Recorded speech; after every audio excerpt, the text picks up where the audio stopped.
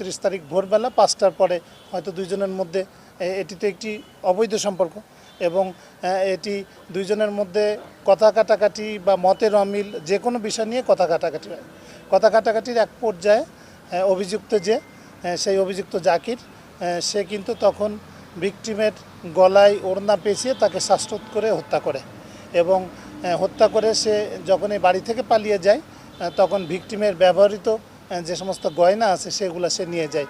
তার মধ্যে কানের দুল, গলার চেইন, নাকফুল, হাতের আংটি এবং পায়ের নুপুর সেগুলো নিয়ে এবং ভিকটিমের মোবাইল ফোন নিয়ে সে কিন্তু পালিয়ে যায়। গ্রেপ্তারের সময় তার কাছ থেকে নিহত শিউলির মোবাইল ফোন, 2 জোড়া রূপার নুপুর, 1টি স্বর্ণের চেইন, 1টি স্বর্ণের নাকফুল, 2টি রূপার আংটি, 1 জোড়া কানের দুল উদ্ধার করা হয়েছে। গ্রেপ্তারকৃত মোহাম্মদ জাকির হোসেন সুনামগঞ্জের গচিয়া গ্রামের মোহাম্মদ বিলাল মিয়ার ছেলে।